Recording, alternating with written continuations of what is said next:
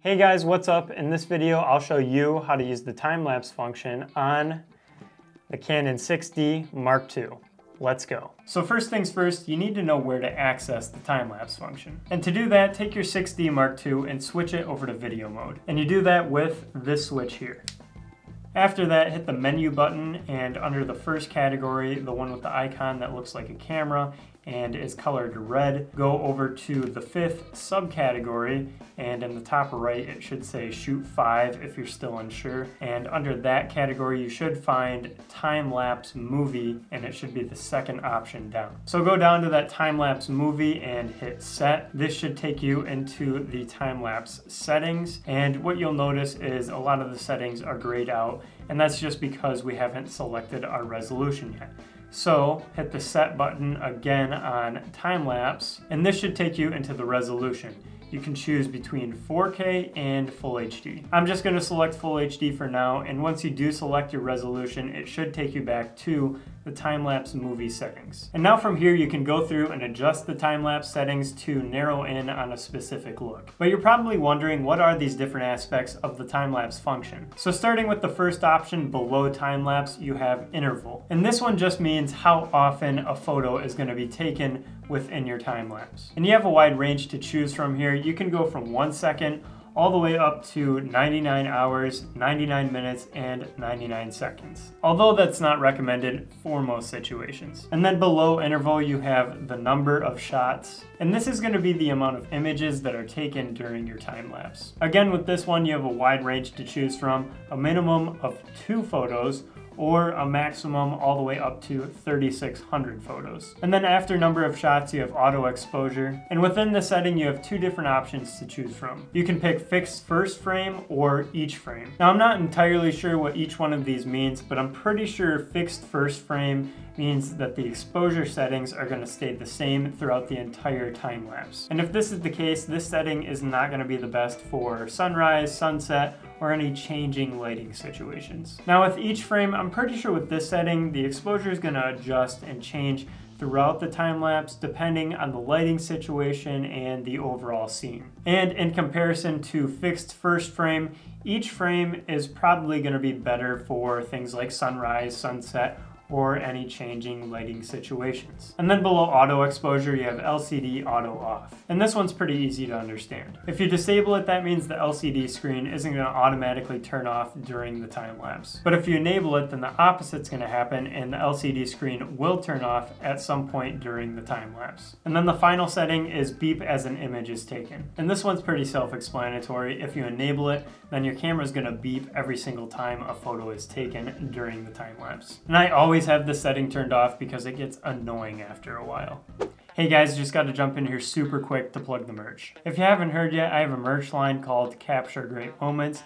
I'm wearing it right now. I have the black t-shirt on, but we also have sweatshirts, lots of cool colors just like this one. Also, I always find it really hard to find t-shirts and sweatshirts that fit nice and are super comfortable. And I'm not just saying this, these sweatshirts and t-shirts fit like a glove. It's honestly some of the most comfortable and best fitting clothing I've ever owned. Even if you're not interested in buying them, I think it's still worth checking them out. If you want to do so, I'll have a link in the description below. And just to give you guys a heads up, we'll be dropping another round of merch next month in September. We'll be dropping 2 new items, so be on the lookout. All right, now let's get back to the video.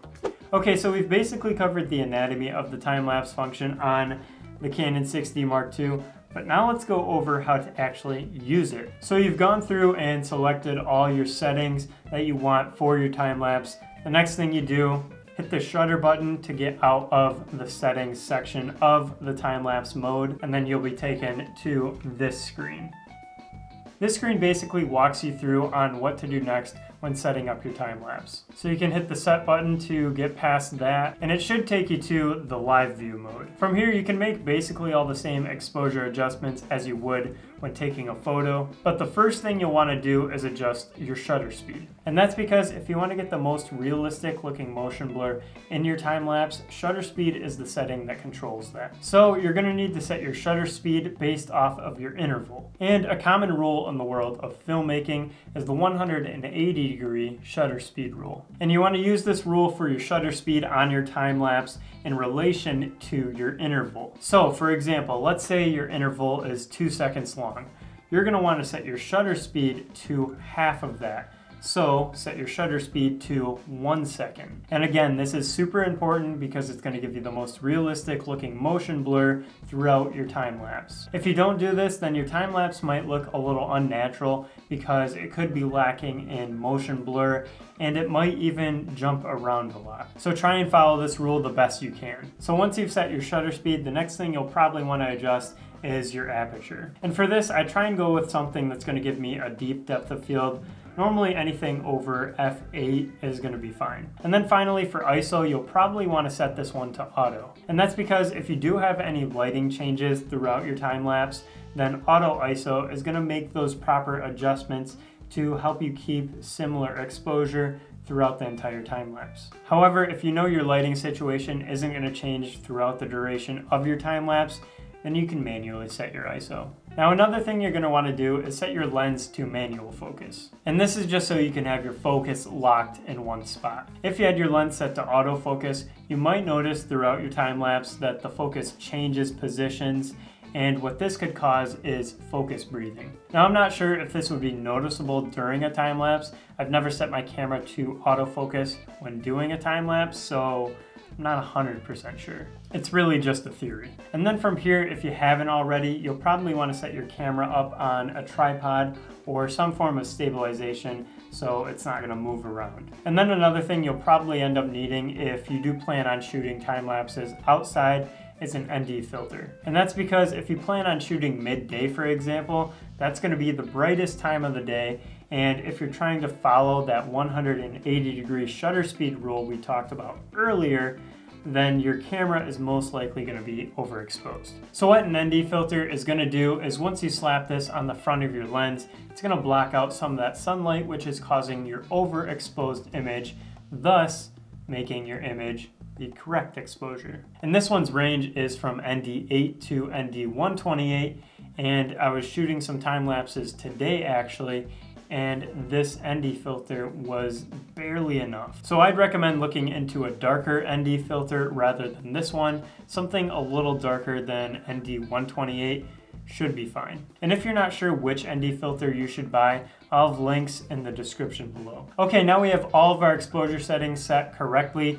The next thing we'll want to do is take a test photo. So make sure your composition is set up the way you want it and take a quick test photo. Once you've taken your test photo, if you're happy with the composition, if you're happy with the exposure settings, the next thing you'll want to do is hit the start stop button. After you hit the start stop button, a prompt should pop up on your LCD screen telling you to hit your shutter button to start and stop your time lapse. So once you hit the shutter button, that's going to start your time lapse, and if at any point you want to stop your time lapse early, you just got to hit that shutter button one more time. Time lapses are honestly a great tool to have on your belt as a filmmaker, and if you understand how to use them properly, they can add a nice creative touch to your videos and films. If you guys enjoyed watching this video and you want to see more videos just like this one, subscribe to the channel by clicking right here. Thanks for watching, and always remember to capture great moments.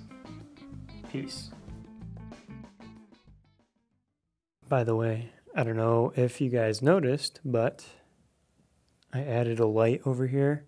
It's a new lamp. I bought it from our local supermarket called Meijer. It's a place in Michigan and, well, mostly the Northwest. I don't think they have them anywhere else. But yeah, pretty cool lamp. Let me know what you think. Trying to add a little pop and twist to these videos, even though it's just a lamp. That's all it is. All right. See ya.